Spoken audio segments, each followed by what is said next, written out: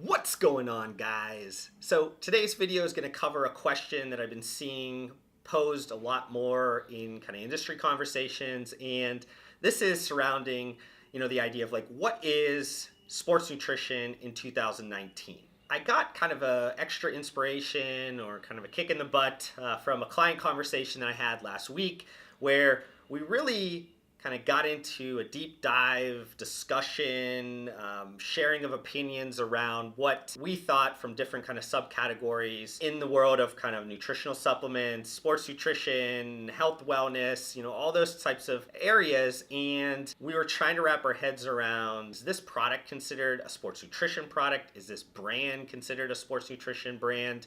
And honestly, there was a great deal of differing opinion on those different examples. And for you to kind of join in on this, I'm going to kind of name 4 brands for you. And I'd love for, in the comments, if you tell me, is this a sports nutrition brand or not? And these brands are the Genius brand, Ancient Nutrition, Vital Protein, and Amazing Grass. So just comment down below. I would love to hear your opinion on those 4 brands. Those brands weren't necessarily the ones that came up in the conversation, but I think those were good representations of maybe some differing of opinions. Being that I started in sports nutrition back in college, just kind of having a college job, you guys have heard this story a bunch of times before. That being now 12 years ago, the definition was a lot easier to talk about.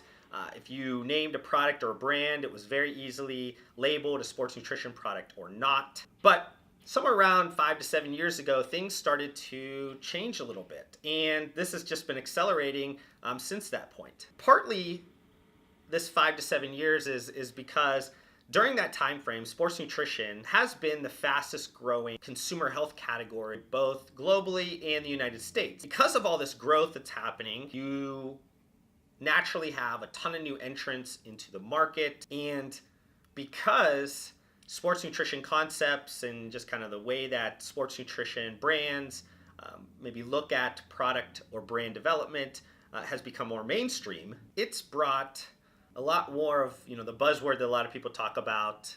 Lifestyle consumers have gotten into the market, and those lifestyle consumers have brought a ton of different perspectives on maybe what they think is sports nutrition. So there's been this kind of cycle of just kind of further and further evolution of sports nutrition.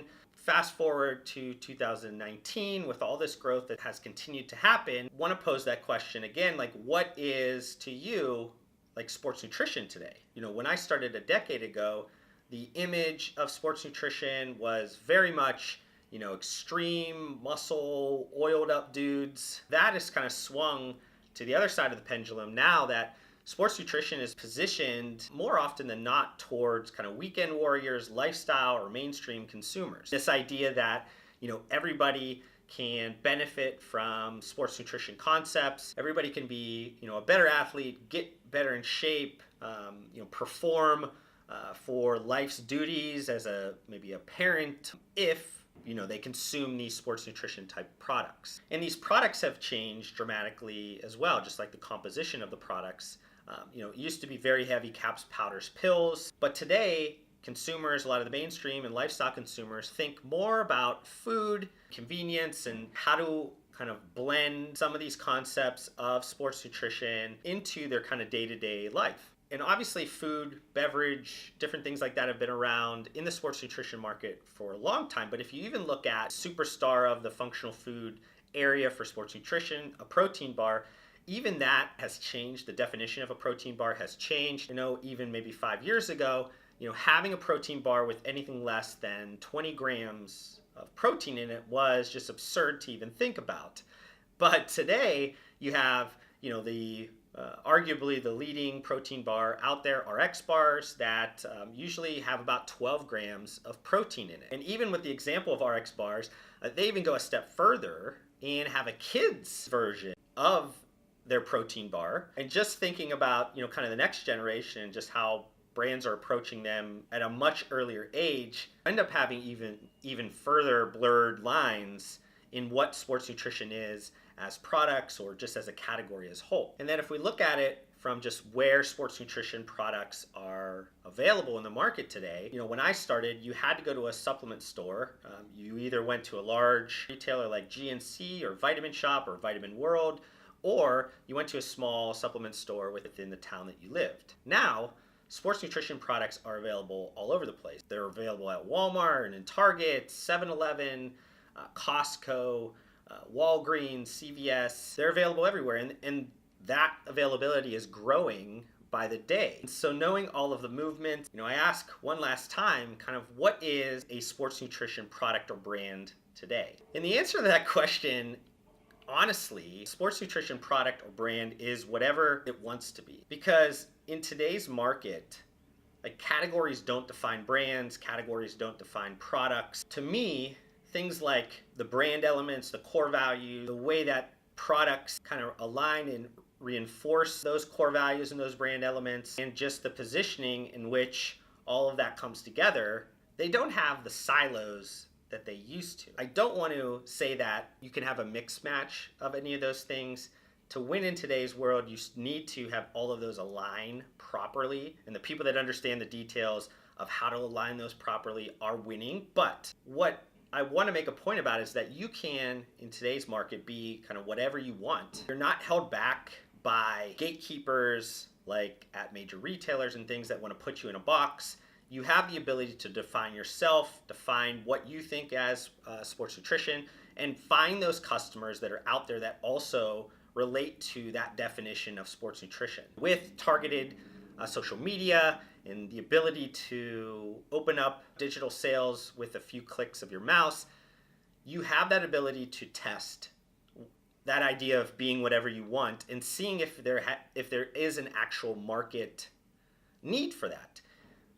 There are a lot of brands like the ones I talked about at the beginning of this video that don't necessarily fit into any of those defined categories that was once sports nutrition a decade ago. In some people's minds, that might be their definition of sports nutrition. So to them, they're sports nutrition brands.